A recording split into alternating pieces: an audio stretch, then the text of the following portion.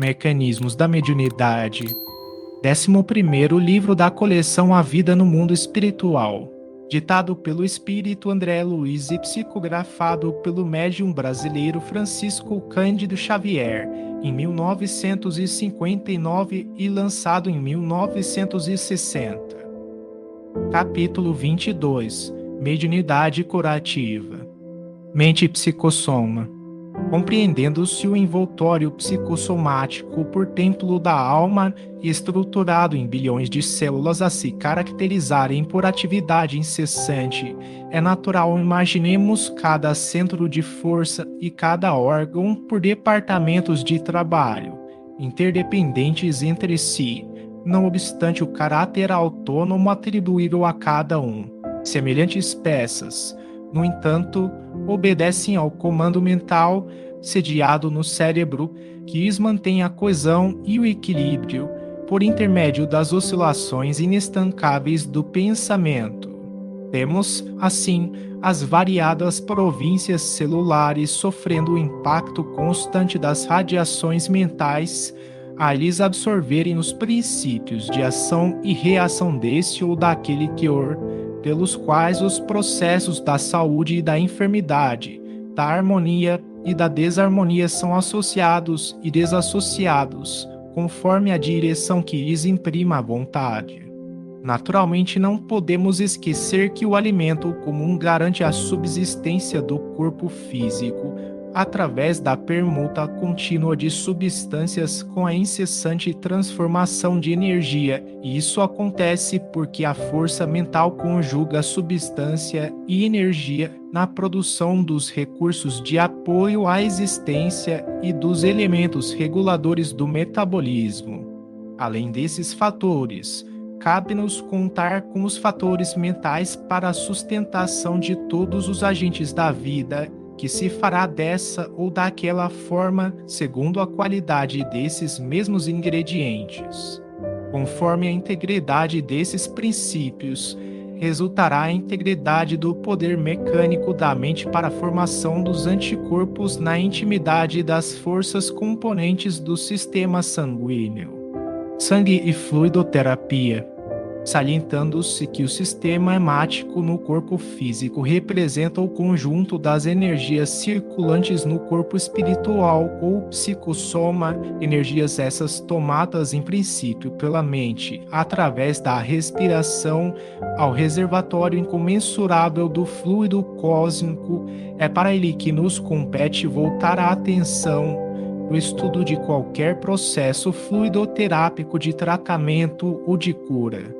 Relacionados com os centros psicossomáticos, os variados núcleos da vida sanguínea produzem as grandes coletividades corpusculares das hemácias, dos leucócitos, trombócitos, macrófagos, linfócitos, histiócitos, plasmócitos, monócitos e outras unidades a se dividirem inteligentemente em famílias numerosas, movimentando-se em trabalho constante desde os fulcros geradores do baço e da medula óssea, do fígado e dos gânglios, até o âmago dos órgãos.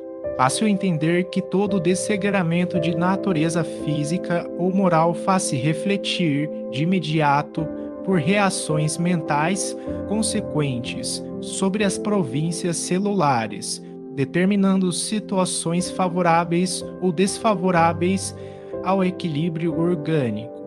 O pensamento é a força que, devidamente orientada, o sentido de garantir o nível das entidades celulares no reino fisiológico, lhes facilita a migração ou lhes acelera a mobilidade para certos efeitos de preservação ou defensiva, seja na improvisação de elementos combativos imunológicos ou na impugnação aos processos patogênicos, com a intervenção da consciência profunda.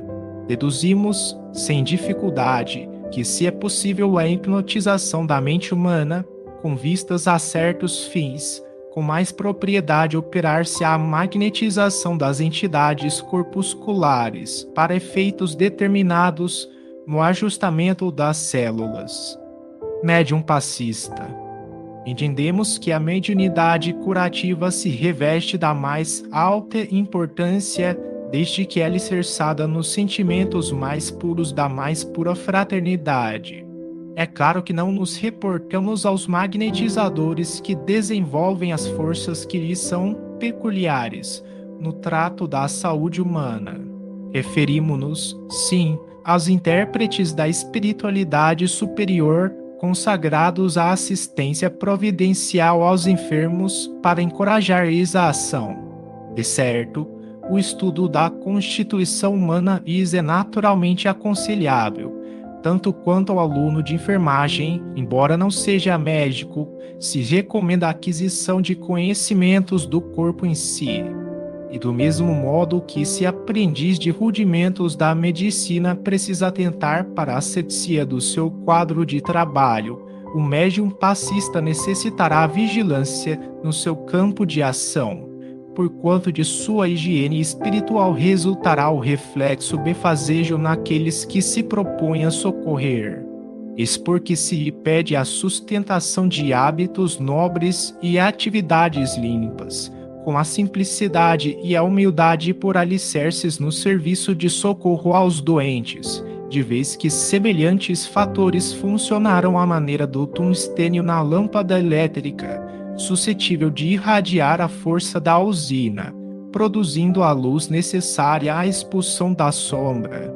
O investimento cultural ampliar-lhe os recursos psicológicos, facilitando-lhe a recepção das ordens e avisos dos instrutores que lhe propiciam amparo, e o asseio mental lhe consolidará a influência, purificando-a, além de dotar-lhe a presença com a indispensável autoridade moral, capaz de induzir o enfermo ao despertamento das próprias forças de reação. Mecanismo do passe. Tendo mencionado o fenômeno hipnótico em diversas passagens de nossas anotações, a ele recorreremos, ainda uma vez, para definir o medianeiro do passe magnético por autêntico representante do magnetizador espiritual à frente do enfermo, estabelecido clima de confiança, qual acontece entre o doente e o médico preferido. Cria-se a ligação sutil entre o necessitado e o socorrista e, por semelhante elo de forças, ainda imponderáveis no mundo, verte o auxílio da esfera superior à medida dos créditos de um e outro.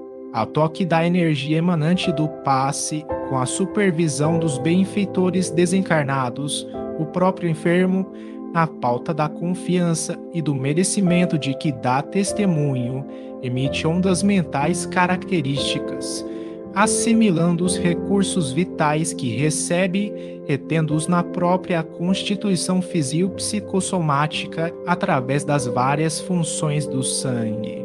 O socorro, quase sempre hesitante a princípio, corporifica-se à medida que o doente lhe confere atenção, porque, centralizando as próprias radiações sobre as províncias celulares de que se serve, lhes regula os movimentos e lhes corrige a atividade, mantendo-lhes as manifestações dentro de normas desejáveis e, estabelecida a recomposição, volve a harmonia orgânica possível, assegurando à mente o necessário governo do veículo em que se amolda.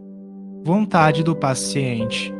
O processo de socorro pelo passe é tanto mais eficiente quanto mais intensa se faça a adesão daquele que recolhe os benefícios, de vez que a vontade do paciente, erguida ao limite máximo de aceitação, determina sobre si mesmo mais elevados potenciais de cura.